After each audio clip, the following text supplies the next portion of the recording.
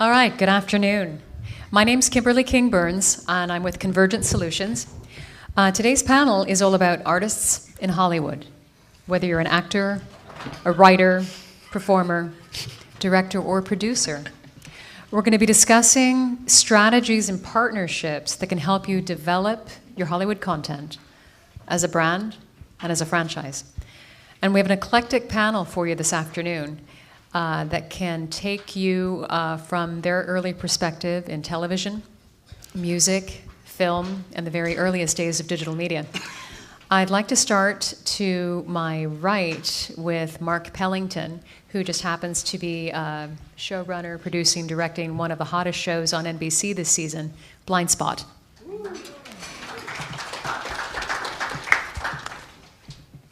Thank you. I'm not the showrunner. I just have to correct you there. Martin Giro's the showrunner, but I did the pilot and 4 of the first 6 episodes, so put my stamp on it. Very nice. So could you tell the assembled gathering here a little bit about yourself? Okay, well, I am a filmmaker, creator. I was in New York for many years, got my start at MTV in on-air promotion in 1983. So I was there at the early days of MTV, making promos, and was kind of left alone to make stuff, as they said at the time, basically promoting the channel, but it allowed you to kind of subvert the expectations of language and image, and got my training ground there, started directing videos on the weekend, and was there for 7 years, branched into long form, did PBS poetry films, U2 live tour projections, commercials, music videos, and started getting into narrative and movies in about 96. Now I do movies, TV, PSAs, documentaries, music videos, short form. If it moves, I like to make it. Perfect. So I just want to keep creating. That's my bottom line in expressing myself. Thank you. To my immediate right is Keith Rivers. Hi. And you can introduce yourself. Oh, as hey. well. Yeah. It's a friendly crowd. I here. was still just thinking about Mr. Pellington's, all the work he's done there. My name's Keith Rivers. I'm from Seattle. I just flew in, just woke up from a nap. Are you in college? I don't even know if I'm supposed to be here. I just graduated college. No, I'm 32. My father is a radio talk show host. He's a veteran. He just retired last year. I have a 1-year-old daughter. I love telling stories. I've been doing it since I was 12 years old. I'm a film director, and I run a company called Workhouse Creative up in Seattle, and we have 8 other directors. I never could break into the ad world. I could never get a job at an ad agency. I don't understand why. I did all the things that you could do to try to get in, like stalk people on LinkedIn, take them out to lunch, try to, break in that way. And I couldn't get into that group. And so I just kind of went about my own way, telling stories the only way I know how. And then I sort of accidentally started my own company, doing one Microsoft campaign that went viral, and then it just trickled in from there. Microsoft became my business partner for the last 7 years, and I think I've done over 100 Microsoft commercials. I think most notable, the Microsoft Surface commercial that went viral had 7 million views in the first week, and then the Alex Clare and Internet Explorer 9 commercial campaign, and yeah, so nice. That's my goal is to transition my commercial work into longer form narrative, and so here I am. Nice. Yeah.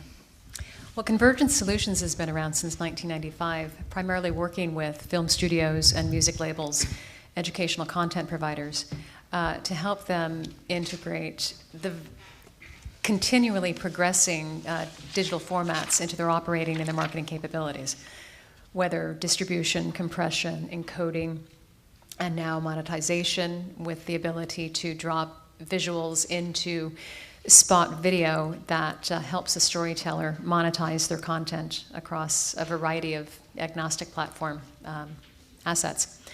And with what we're talking about today, we're talking about not just the ability to tell a story, but to tell a story in so many different ways, given the immediacy of digital media, the fact that you can target your nascent community without having to devolve into the lowest common denominator to tell a story.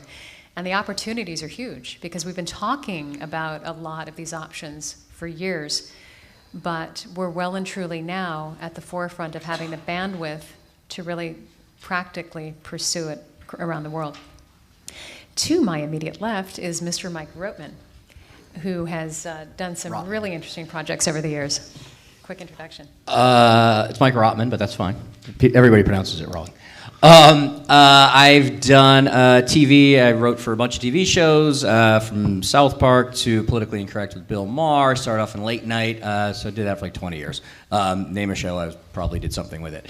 And then I kind of got tired of that about 6 years ago, but I was always into digital space. Even when I was working on Later with Greg Kinnear in 1993, we were doing live AOL chat rooms. That I was kind of overseeing that, way back in the day. So I was making content for online in terms of video content probably since '99. I did one of the first Blair Witch spoofs called the Ozwitch Project way back before YouTube ever existed, where it was about that big, as postage stamp video on QuickTime. And then I did a bunch of other stuff online as well. We followed people around Star Wars. They waited in line for Star Wars for 6 weeks. We filmed that, and it became a big online sensation like in 2002, and then it became a DVD in Target that sold worldwide, or nationwide, I guess.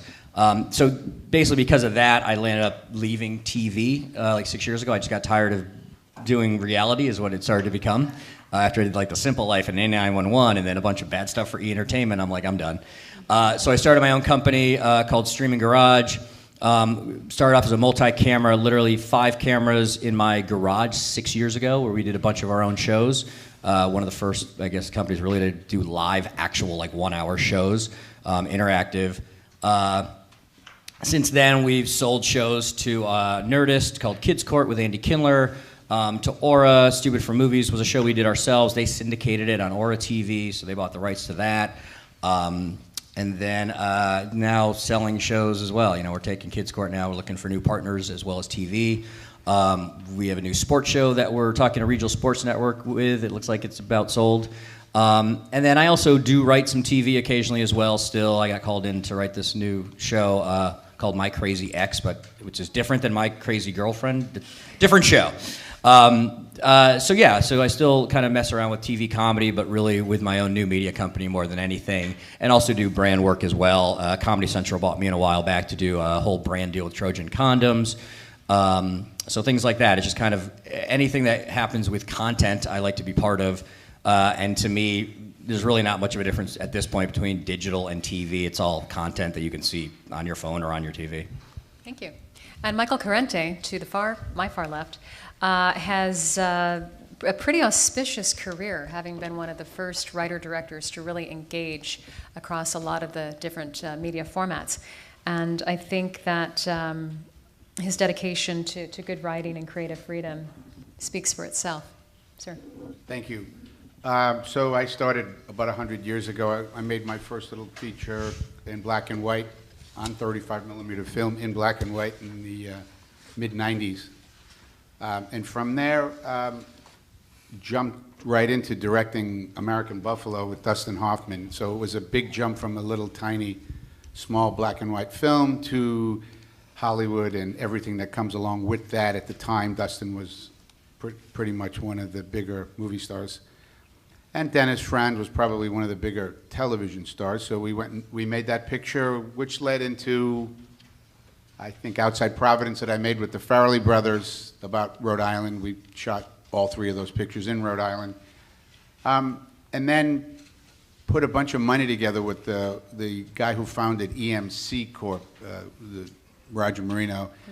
And then from there, made a handful of features with Jeff Bridges and Clive Owen and a bunch of different actors, and pushed onward in the independent film world, which was not easy and still isn't. And then as things started to change, a dear friend of mine said, the kind of stories that you want to tell and the world that you'll probably be more successful in is the smaller screen.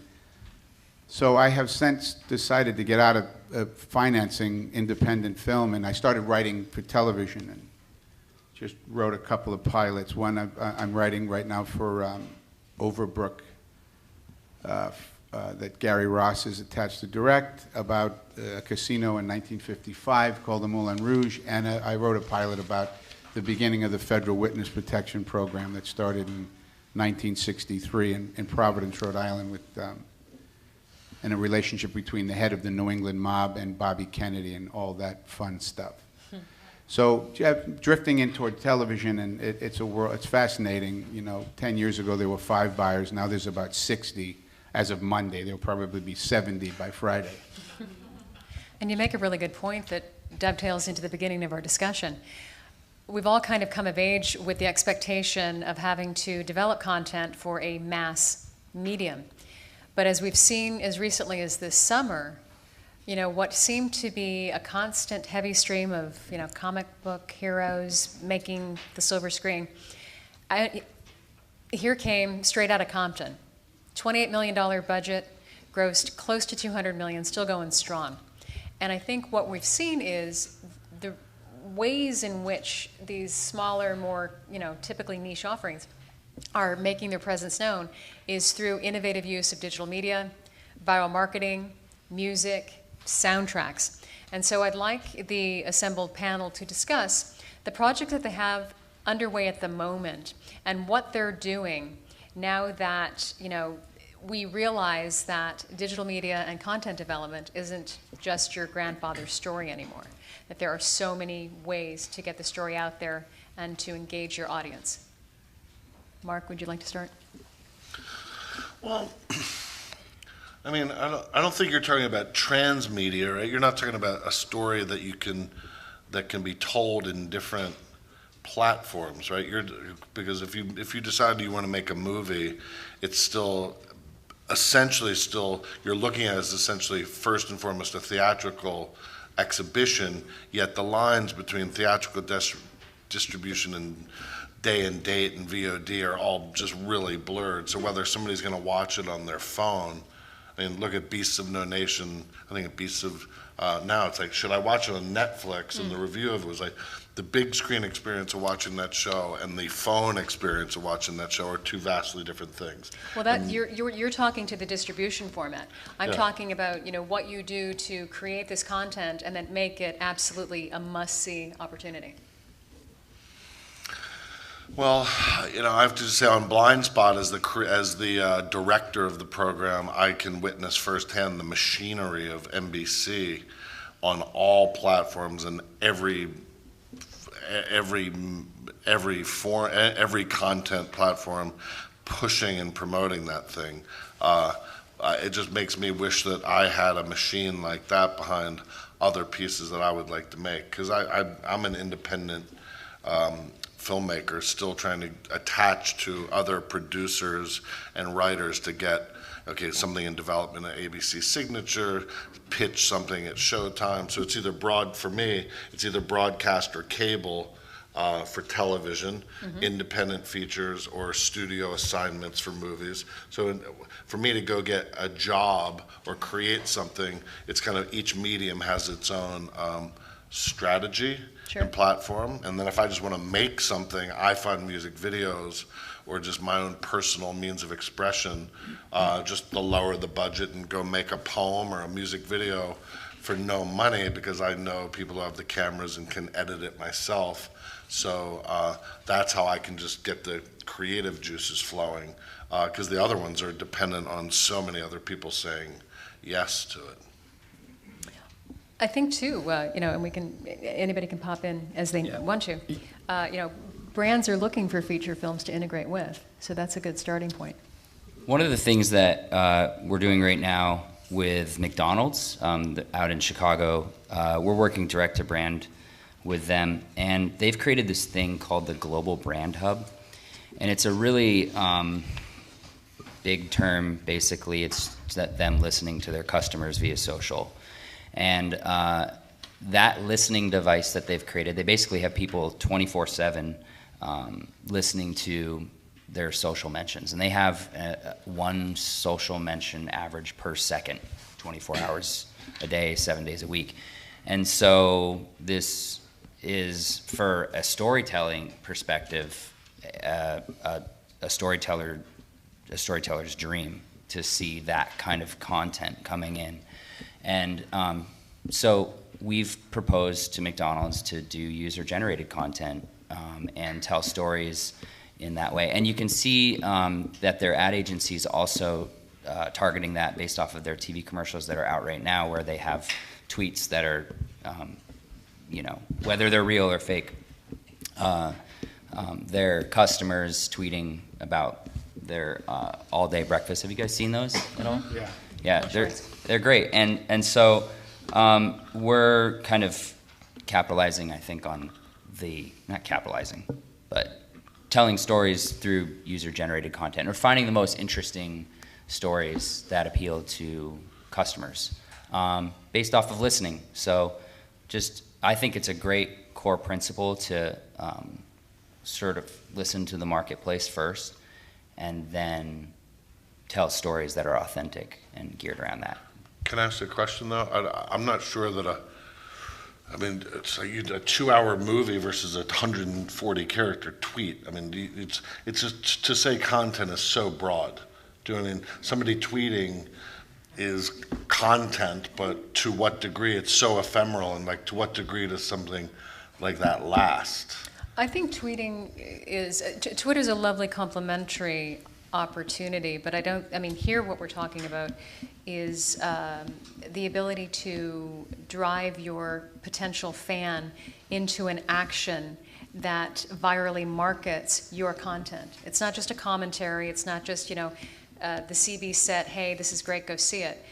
You're creating action items, whether it's music, whether you're driving them with an innovative soundtrack, you're going in with a branding campaign that causes them to, say, bring their kids in, or to engage on a different level. Yeah. Because what people love about content, depending on the brand, James Bond is probably a classic case. Those fans are dedicated. Those fans are enigmatic, and they will drive information, they will drive ticket sales, they will drive ad campaigns, and as you can see, the product placement in your typical James Bond film is endless. And so what we're talking about today is figuring out a way to integrate all those assets across a content storytelling platform that doesn't feel like you're being sold advertising. Well, it's like you were saying, so when you do a show for NBC, they have a whole machine behind that. When I'm doing my own shows on my streaming garage 6 years ago, it was 80% of the work was after we already filmed. Sure. It was the tweets, it was everything, and there wasn't nearly as many analytics and professionals behind it. Now everybody has their own little professional group of people who know how to do this. This was us figuring it out. So as an independent, it's much tougher. But even as we had a brand deal with Will Smith's company, with Overbrook, where we did their branding, their web series for After Earth, the movie that completely tanked. But the web series they loved so much, we took Les Stroud, who's on Discovery Channel, Survivor Man, and had him survive 9 different episodes of things that are going to happen in the movie. So that got people excited. And Sony, though, didn't really, even back then, wasn't sure how to market. They just threw it up on YouTube and left it alone. But then somebody at Sony saw it, liked it so much, they actually put it before the movie. Like in the movie theaters, they paid to have it before the movie. Right. So nowadays, I'm guessing Sony has a much bigger machine. We were kind of yelling at them, like, you have to do something with it other than just put it up. But now, like you're saying, there's all sorts of different things. I'm sure by this point, there'd be a little Snapchat story they would tell. There'd be little tweets that, a couple of characters would be part of.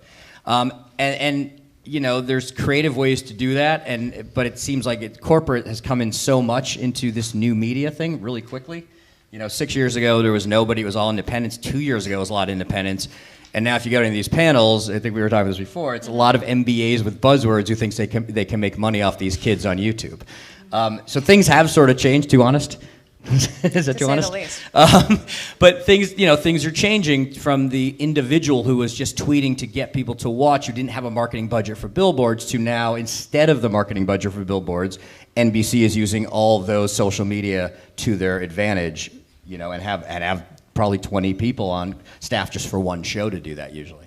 But it's not just a blind, communication. It's typically an action item. It's driving them Right. to buy something, to watch Oh, yeah. something, to see something, to engage. Interact and then and act on that interaction. Sure. So I wrote a script probably 8 years ago now, 7 years ago, about what would happen if this became the most dangerous weapon on the planet.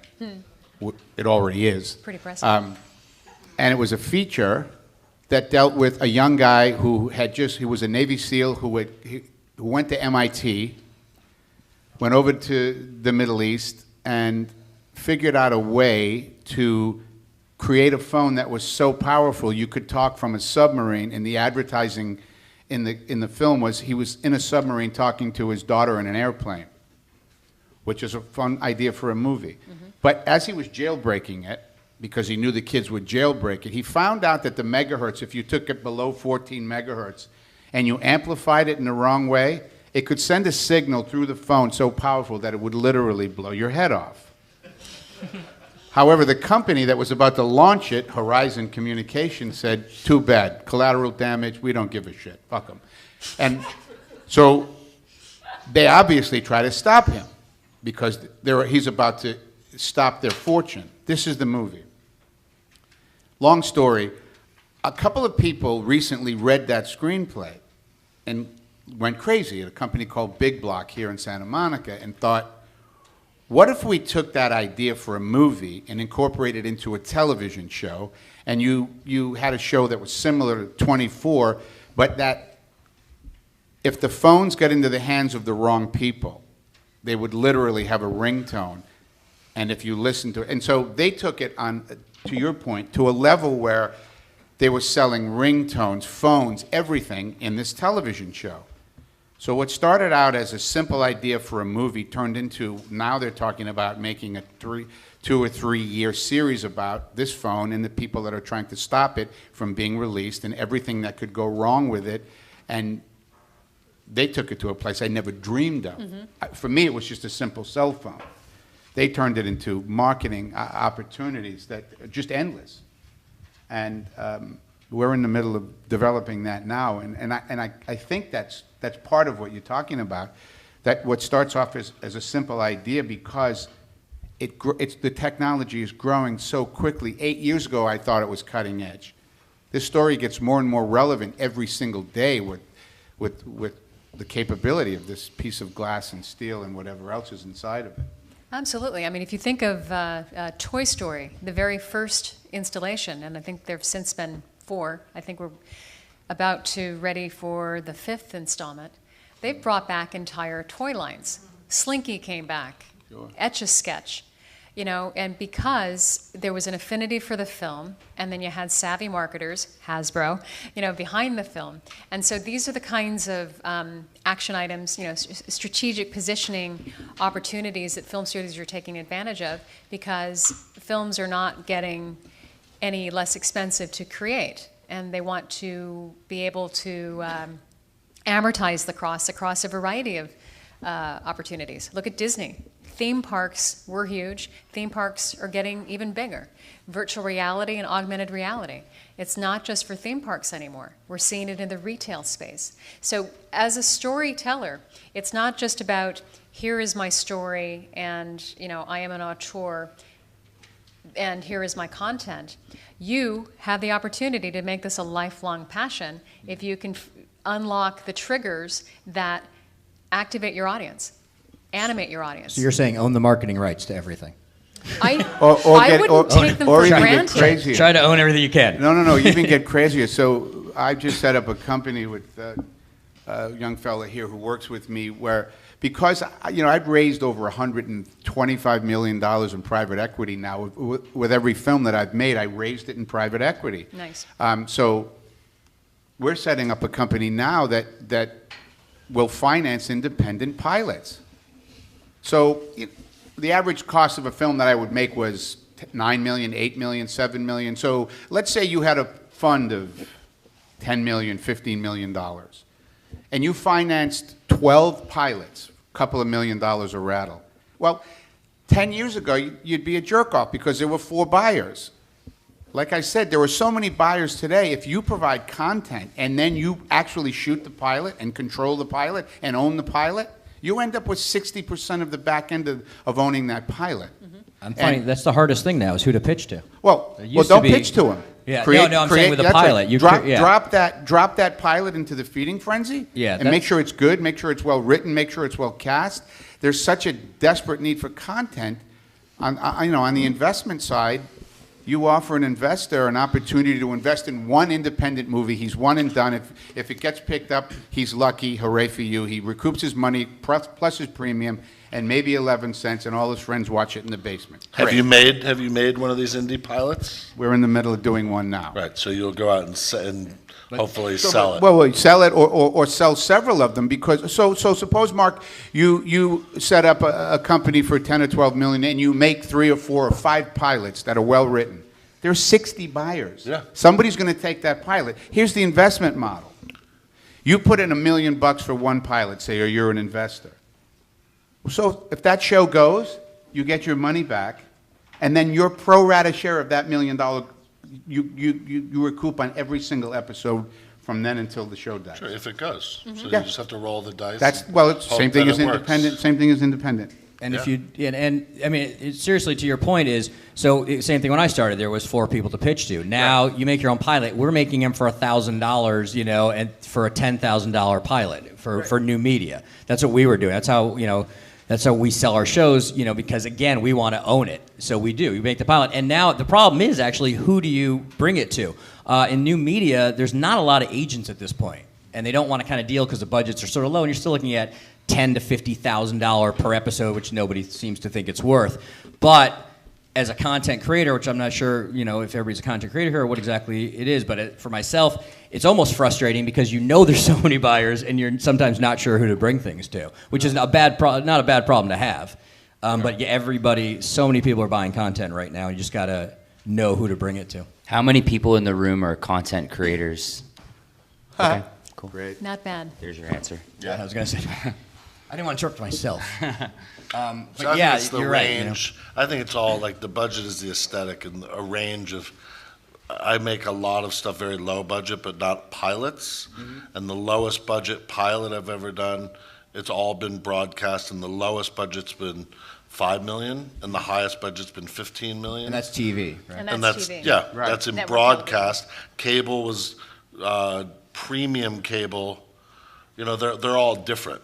Yeah. But I can make smaller music videos and stuff. I wouldn't know what kind of pilot, Well, at least Mark- narrative pilot, you could make for 10,000. Movies are made for 50 grand. I understand that. Done That's for all No. But fine. I shot a movie with Jamie Alexander in it. She was the lead in a movie called Lucy's. We shot it for about $1.8 million. It was a full-length feature, but it included Peter Facinelli, Jamie Alexander, Michael Madsen, Vincent Gallo. Who'd you sell it to? What's that? Who bought it? IFC bought it. I see you. IFC bought the picture, but my point is that was a 90-minute feature for $1.8 million or $2 million, Sure. and it looked fantastic. So you could have made that pilot at 60 minutes for. And $1 million bucks? They're The making last YouTube. movie I did, I paid for half of it myself. Yeah. It was an $800,000 film. Right. And put in 400 of my own. Yes. Lost my shirt. We Yes. sold it. Magnolia bought it. Yes. But by the time you sell it, I mean the waterfall. I to get it. Well, your trust money me, I get back, it. But yeah. you're talking about a feature. I'm talking about what if that was a pilot Yeah. and you had 60 buyers and you had a Bible to back up that pilot and it was a well-conceived television show where someone said, "Oh God, this is fantastic. the opportunity to recoup your money and go into profit, if it works, is a hell of a lot more lucrative than making a one-off movie. My friend Cynthia Mort, who's a filmmaker, and she did the Nina Simone film, and Yeah. she's done a lot of stuff for HBO. She made an independent pilot, Yes. and struck out because Right. she realized there weren't for her. I'm not dismaying. I Right. think you're completely right, and it's completely open. Yes. But I've been shocked how limiting, like AMC is like, we want this, and I've sat in all the rooms, and Stars is like, we want this. Of course. And they all are actually like little kingdoms that you have to have like this Right, thin until you line. put, until you put something in front of them that they know they're either gonna But buy better to or say, they're gonna "Here it get is, caught in and a here's bidding. the Bible. Yes. And it's cheaper. Cheaper is always better than more expensive. Correct. Talent, always attached talent. It's always better than no talent. But she didn't sell it.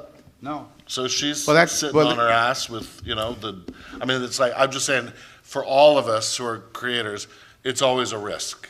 Well, what's the other option? Sit back and wait until No. some asshole tells you you can make No, your no, pilot? I lost my own, that. I lost a lot of money. you know- and it was worth it. I would do it again if it was the right. These days, So have I. I've done it 25 times. But my point is, I did it with feature films where you were one and done and it was over.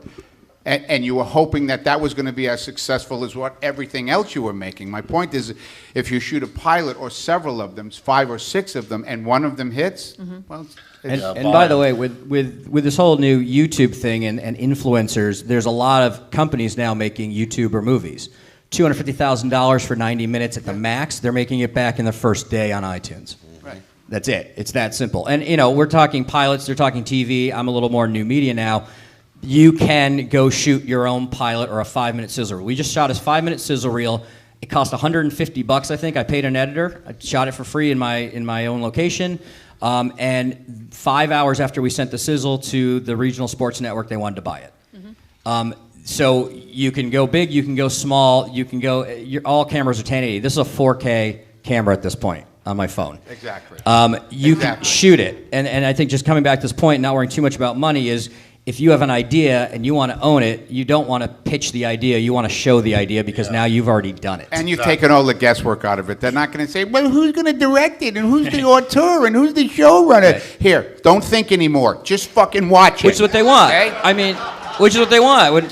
When we sold They the all show, get paid from the neck down. They don't want to fucking... everybody, hear you're right. I mean, that's a really good thing. When we sold the show to Nerdist, they went, "Oh, well, who's going to do it?" I go, "Well, I'll do it. I'll direct it. I'll do it for my production company." They're like, Exactly. "Great, here's your money." That was it. Exactly, yeah. I pitched it in 2 seconds. I pitched a bunch of ideas, and they go, "What else you working on?" I go, "Oh, I'm doing this thing with Andy Kindler. I'm going to shoot it in my own garage. Just he's a judge, and we have kids, and they're being, they're coming with their real cases. They're like, we're buying it."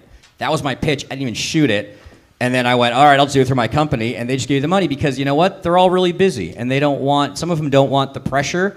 That obviously it's much different when you go to TV. That's their job. Their job is to turn it into their own thing and sometimes ruin it and sometimes you have too many hands. And that's sort of why I like the new media thing. The money's not as great, but there's control. But again, they knew me because I did a bunch of my own stuff already. If you went in, it would have been different. But if you went in with that same idea that was already shot, you would own so much more of True. it. And then you get in a room with a bunch of people who get paid for development, and they look at what you wrote, and if it's really great, they'll say something anyway, because They have to. otherwise, They don't have a job. why are you there? Yeah, that's their job. So what I'm saying is, and this is for me, because I've raised a lot of private equity, and I'm looking at the tea leaves, and I can see that the independent film world is now moving into the independent television world, and every week somebody says, we're in the content business. Well, I mean, Comcast isn't, anyway, it just is an unlimited or seemingly an unlimited amount of people out there willing to put content on the air. And don't only think in terms of the traditional webcasters, broadcasters, networks that you've come to know. There's so much happening around the world, and they do want a piece of Hollywood content. Yeah. They're driving development of that. They're funding it. Dalian Wanda, started out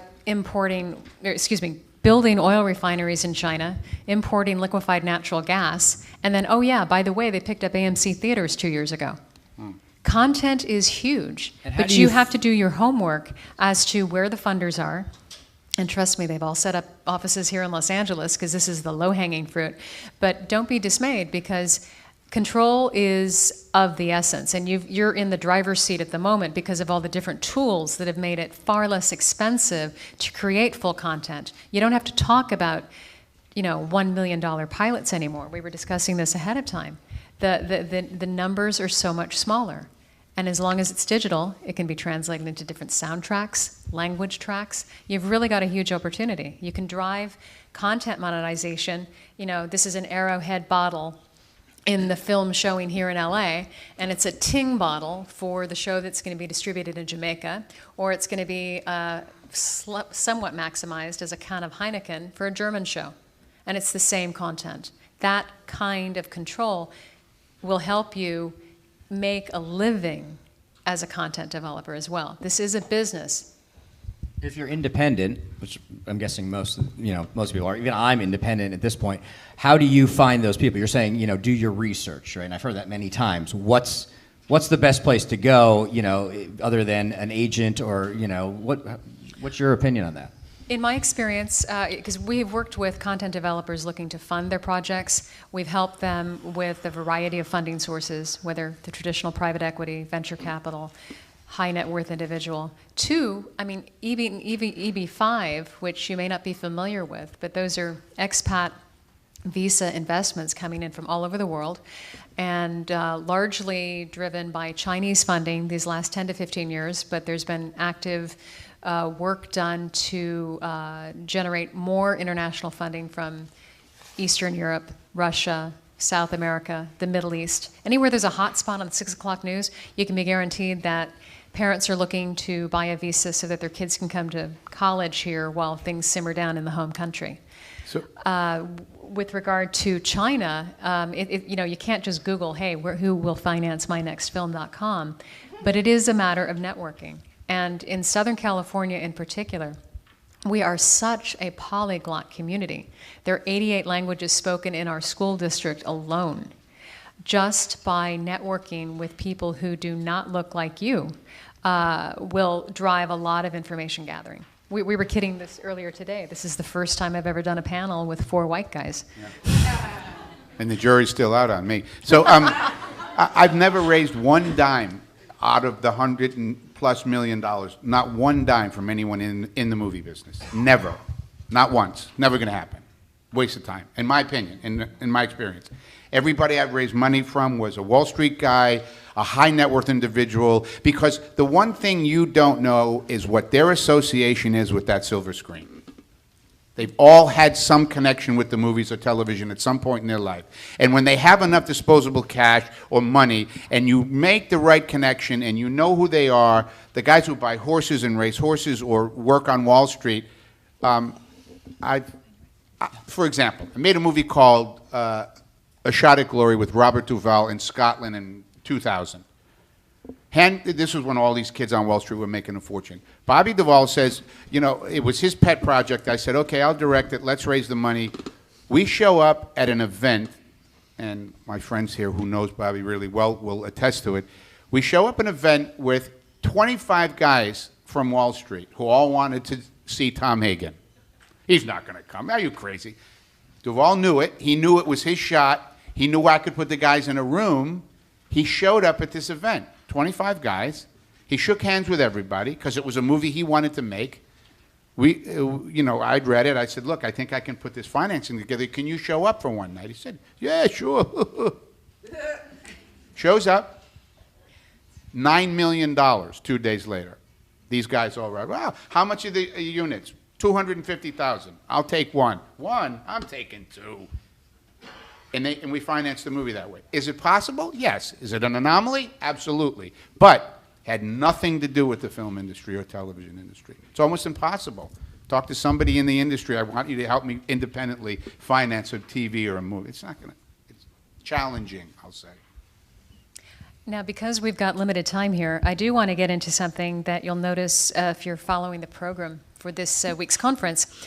Virtual reality and augmented reality have come of age in a big, big way. One of our clients is building a $4 billion virtual theme park in the middle of Aqaba, Jordan, talking about the history of the Arabias. It's absolutely brilliant. You don't need any headgear.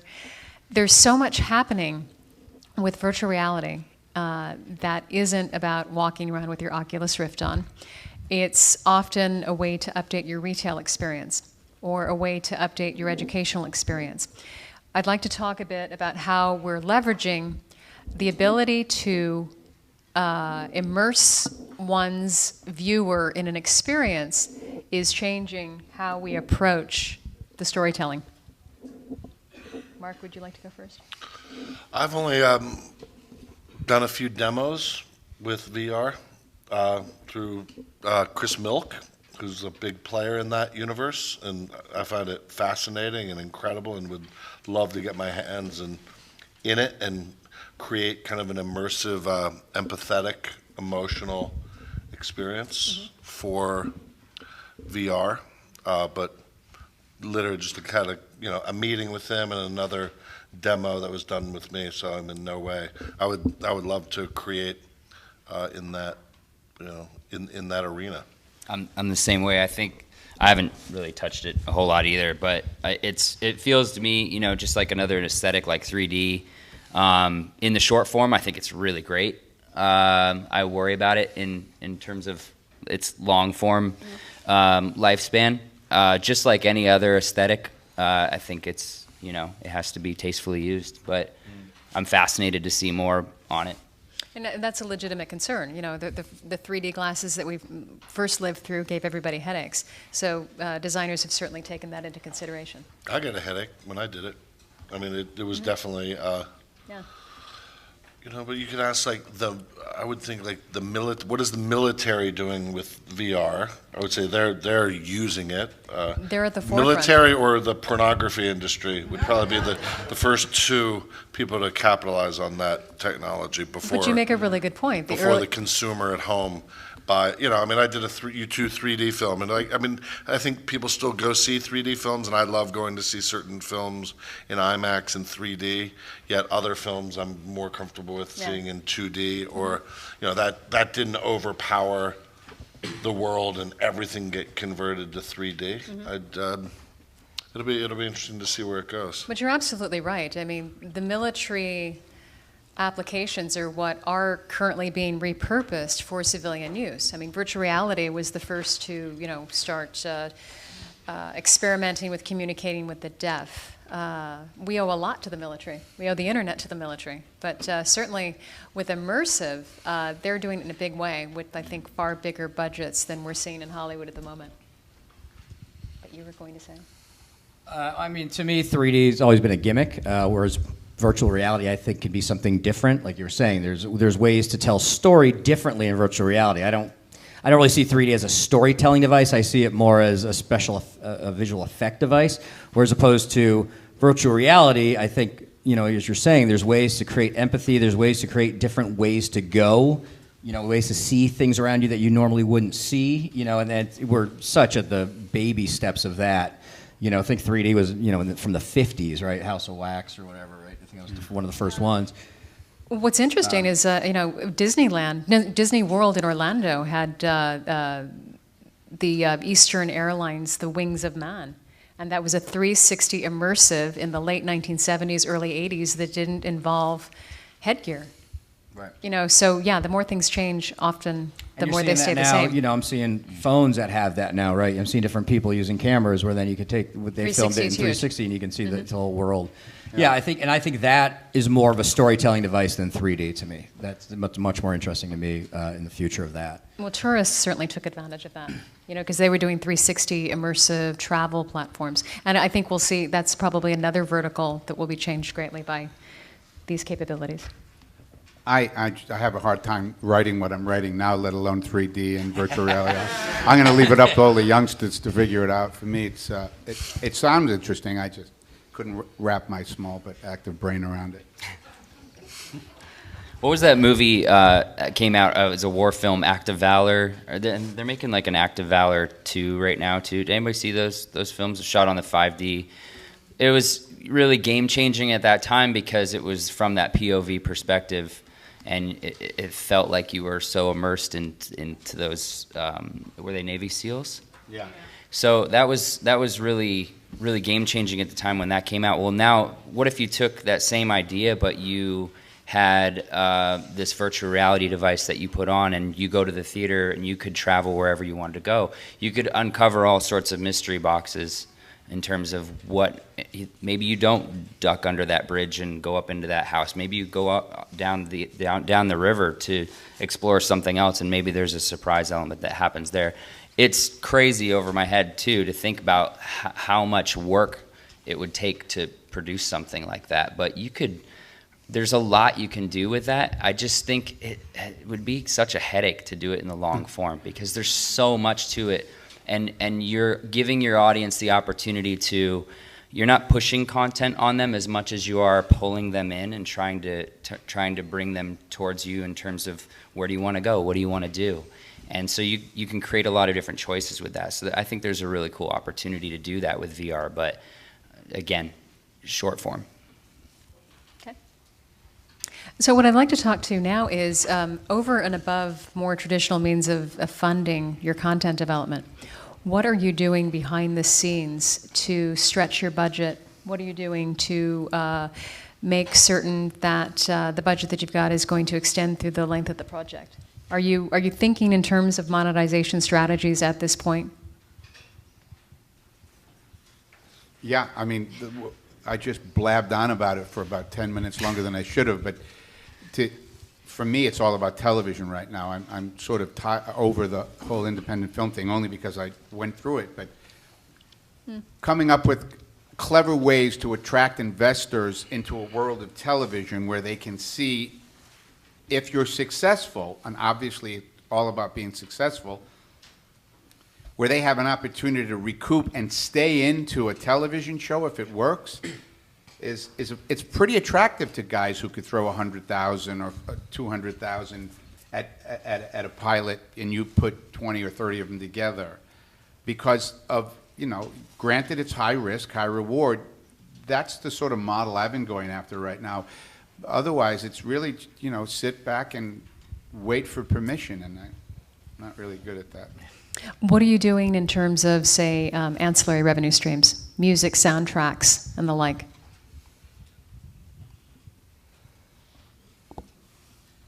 Well, music and soundtracks. I mean, you know, I that's sort of haven't over. owned any of the films that I've made. Say again? So I have not owned any of the films that I've made.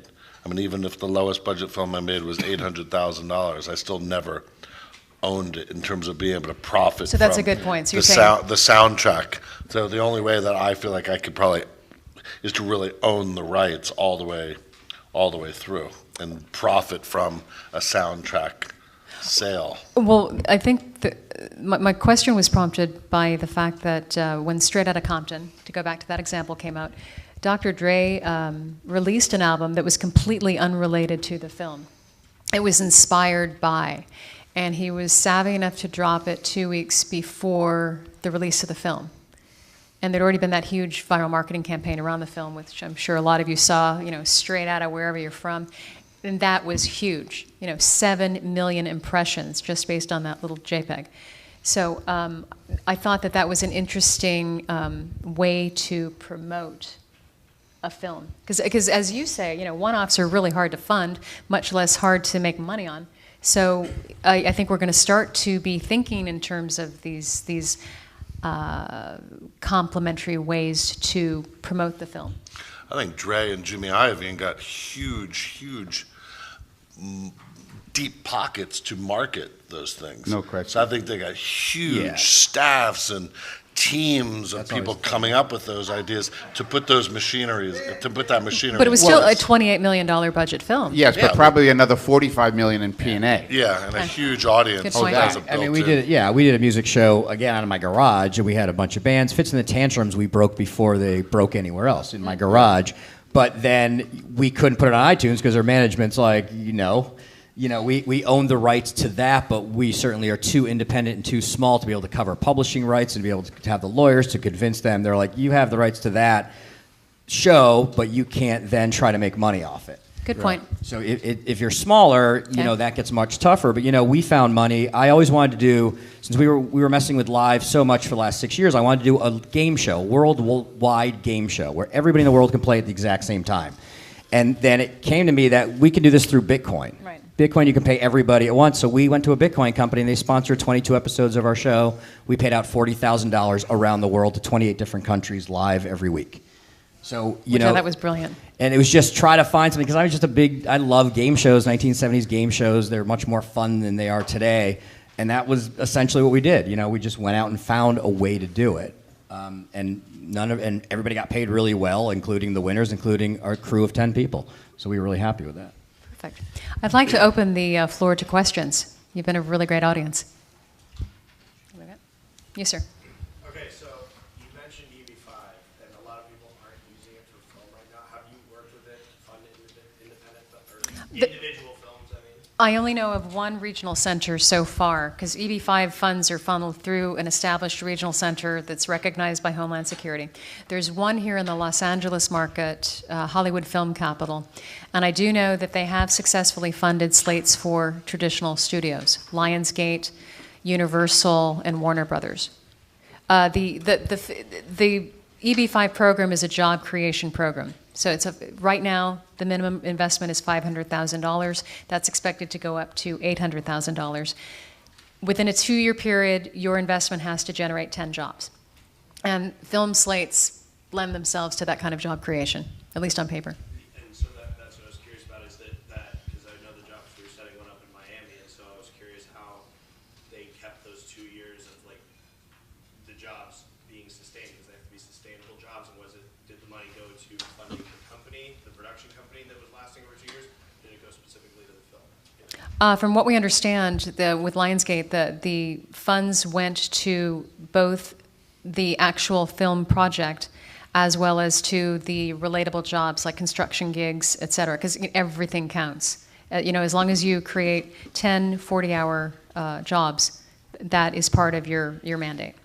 And that's why EB5 was so popular with hotels for years. Yes, ma'am. Hi, yes, I have a question about, you said there's so many buyers now for television, more so than the one-off. Well, I just did a film that came out last week on Amazon Video and Google Play, How to Beat a Bullet. Congratulations. You've already been written up a couple of those, so that's great.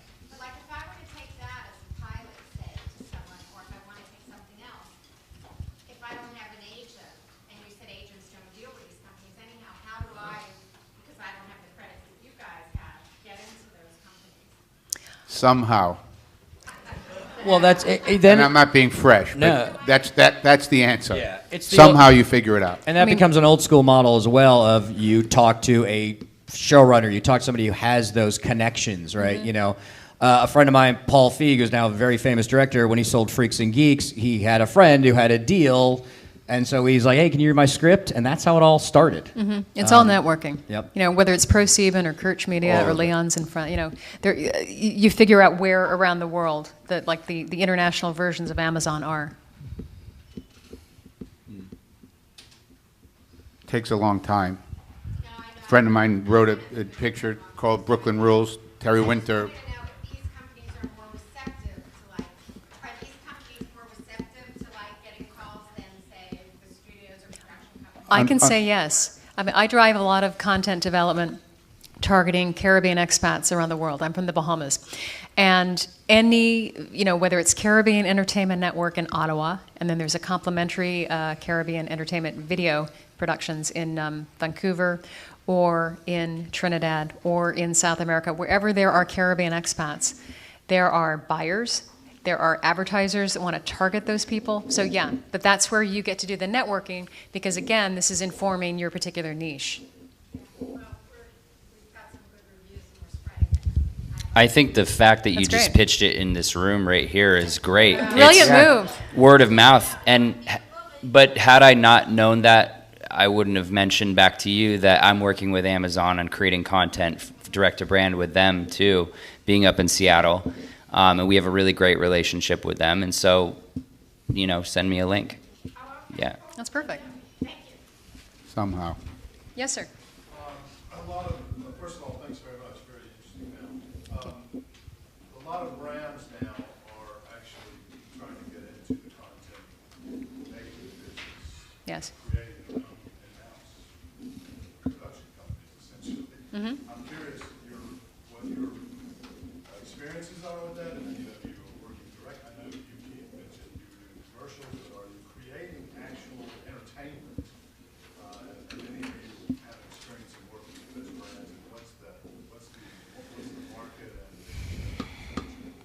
I've gotten a lot of proposals from Microsoft to do this kind of work, and so far I've turned it all down. I have a hard time with this subject matter, and I feel kind of like a jerk being up here on the panel talking about it a little bit. But it has to be authentic first. It has to speak to your audience, and it has to be real, genuinely, purely to your audience before it's to the brand, because the brand has its own interests, you know, without knowing how many people are, you know, working for brands in the audience. But most of you guys raised your hands and said you're content creators. So, yeah, I think you have to look at it on the other. I look at it the other way around.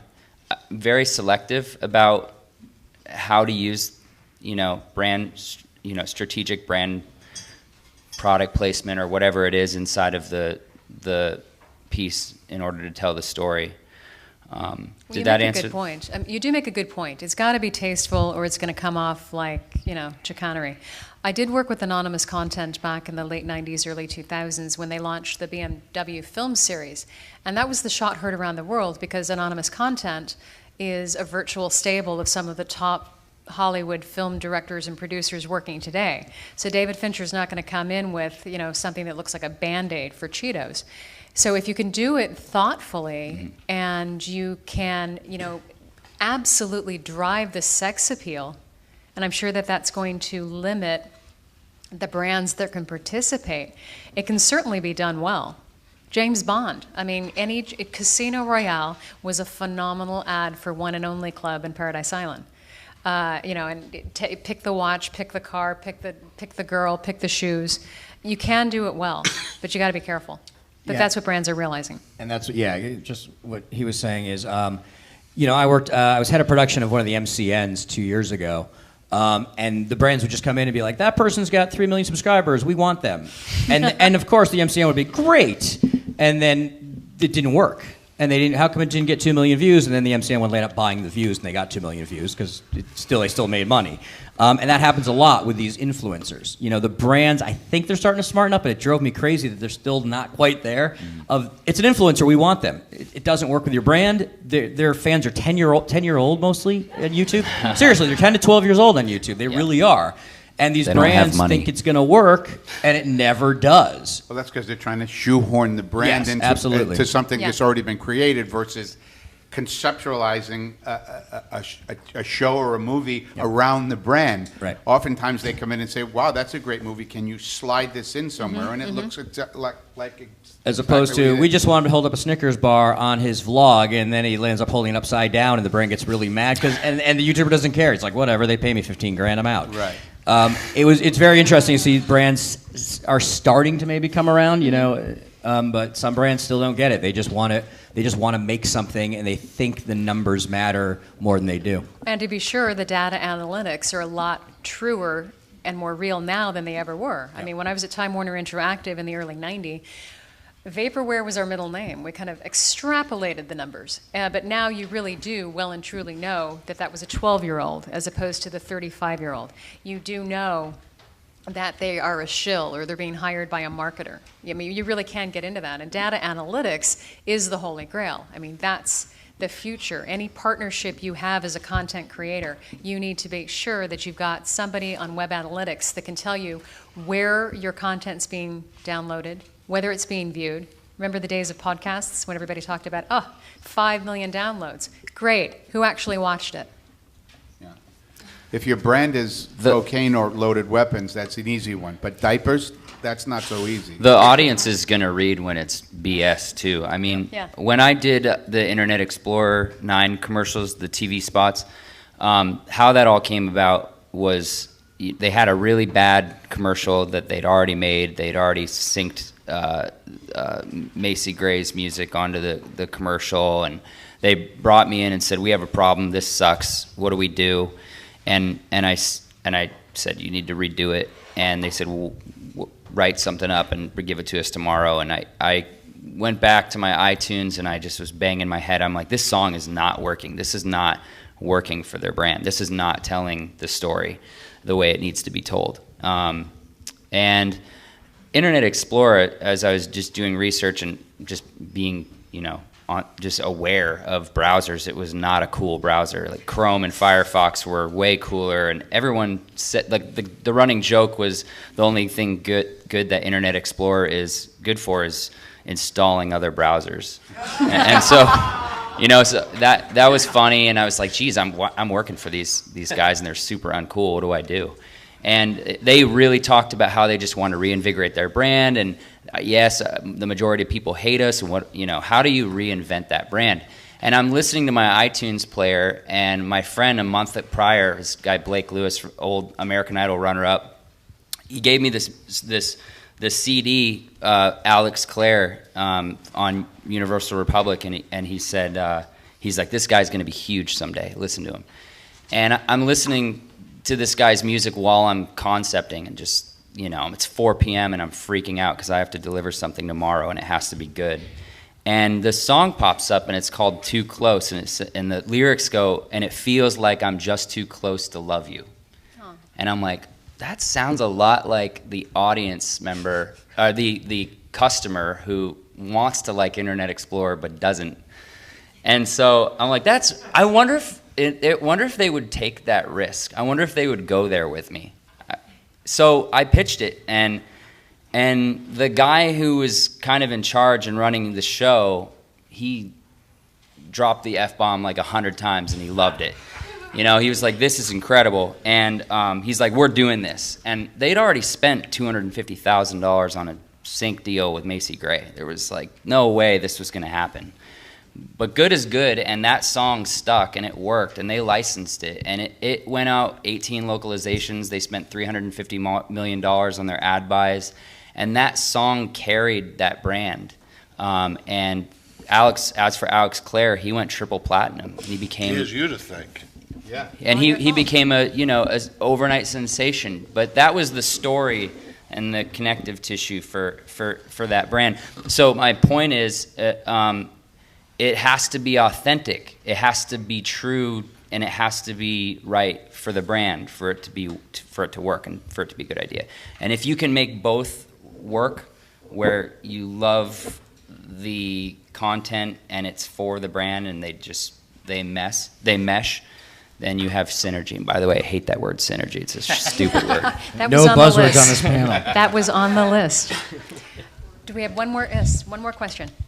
So you guys have danced around transmedia storytelling, but haven't really addressed it so much, it seems like. I know you've talked about other platforms and multi-platforms and other funding models like soundtracks and that sort of thing, but have any of you guys worked with a transmedia project that's from a development standpoint, creating a transmedia storyboard?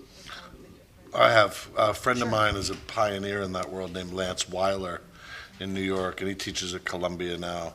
And I have a film project that I've worked on for a while about Alzheimer's and dementia, and it's a murder mystery. And I've realized that there's a lot of different platforms, a lot of different ways to tell the story, and whether it's a 2-hour and right now I'm trying to say, okay, is it a 2-hour theatrical experience or is it a online experience, and trying to actually figure out which way to go, and discussing with him, because he's been the one telling me this is ideal for this platform. It was funny that when you went to, if something's going to be, in terms of, we're talking about advertising and people getting on board with, and nobody really wants to get in touch with anything to do with Alzheimer's or death, number one, in the culture, because it's a real bummer. But we realized when I was at CAA, this is a couple of years ago, if it's a theatrical release first, primarily a theatrical release first, advertisers won't. I mean, we met with their marketing people and these branding people, and like, oh, you want to do it as a movie first? Come back to us if you want it to be a non-theatrical experience, because they have nowhere to put their ads in the theatrical film. So it's been interesting as the feature version stalled, and be like, I just want to tell the story. So like, should I do it as a play? Should I write it as a novel? So it's an existing intellectual property first, people say, oh, if it's based on an IP, an existing IP, it's easier to get made. Like literally, I've had people say, go write it as a novel first, then I'm like, so that's been the only project I personally have because it comes from the story. Memory, point of view, murder mystery. The transmedia, it allows, it's a good way to tell different kinds of stories within the larger story. But I think it has to come from the material, as we were talking about before. Story and content, it has to come from character and story first. You can't graft it on afterwards. Like any subjectivity or point of view in a movie, it has to come from the page outward. Yeah, and from the development standpoint. So, for instance, you've got your transmedia story world that you've created, right? You're creating a universe. You're not creating one thing. Right. And you get that a lot. Well, what is it? Is it going to be a TV series or a film or theater? What are you doing, or a game? What are you doing first, right? But it's not. It's not a case of, I'm going to do a film and then based on a book. It's each individual property has its own story. And expression. And expression. Yes, They and speak aesthetic. alone on their own. They do. But Yeah. If you are a big fan, then to get every part of the story, you have to go into all of these different platforms. Very It's much not- so. It's not recreating the same thing No. over across different And platforms. that's where you would want to, that's where you get to like, it's the one chip of, I've done like probably 60 music videos in my life. It's the one chip, it's the one film I'm holding on to my relationships with artists that I've done music videos for to say, will you write a song for this film? Even if I'll get one of them. And then once the gates open to get one artist to do it, another one does. But that's if you have original music, not like, hey, I want to license an old song, but if you have original music, that's definitely a project, a property that I own and try to control all the way across. So, but from a funding model standpoint then, so now you're looking at a brand, an IP that's a franchise because it's got all of these properties within the universe. Sure. And so the big question that I'm looking at right now with my property is, do I go for an overall branding partner? Do I go to Disney and say, be my branding partner, and we're going to roll out all of these different things? Or do we go for an individual, independent investment for each individual property? Because it's all already pretty far along the development. When I produced for PBS, I produced at the beginning of my career, and then I was on the board of KCET here, both when they were part of PBS and then after they broke off to become an independent. You can approach it both ways. The most effective, I thought, was to storyboard all of the different assets and then figure out where you could drive the investment. With KCET, we struck gold with British Petroleum. We were developing a caretaker series that was bilingual. And it was a caretaker that started from the early years of a child to early onset dementia and caretaking as an adult, taking care of your formerly adult parent. And so that offered a lot of different opportunities because there were a lot of voices that wanted to be part of that kind of a series. It was a series, it was a 5-minute app. There were songs on a soundtrack, there were books, there were games, there were flip cards. Because as, you know, the bilingual aspect kicked in, you know, you really just have to draw out all the tentacles of what it is you want to create. And then there are ways to monetize the content as you're creating it. And it's very subtle, very low-key, and not at all intrusive, if that helps. Okay. But I do want to talk to you about your project. That sounds cool. And someone's got his hand up. Oh, perfect, okay. Yeah, doesn't the market you're looking at today shift tomorrow? Absolutely, that's part of the fun. Yeah, it's fun, but it's also difficult because there's some movies being made today that studios put out that we people won yesterday. Or over time, we read the reviews of them, the movies themselves, or whether it's an internet area. And there's a certain fickleness, but it's not really fickleness, it's a customary shifting in a modern technology world. And so when you plan to do something now, if you look at it as a 5-year investment, there's a good chance that it may or may not be meaningful 5 years from now.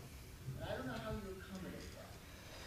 I don't know that the Hollywood average moviegoer has that much of an attention span either. Some projects become classics, and some projects are immediately disposable. I don't think that that's changed over the years. What's changing is not so much the ability to tell a compelling story as much as it is the evolution of ever-increasing digital media formats in which to share it. And so, yes, American analysts want to talk about, physical media like CD-ROMs or CDs going the way of the dinosaur, but I'm from a third world country. We're not losing physical media anytime soon because we don't have broadband internet access that's 24/7. We barely have electricity that's 24/7, and that's 45% of the world. So Hollywood's got a big footprint, but it is only beginning to take advantage of that full footprint. The primary focus these last 100 years has been the 48 contiguous states.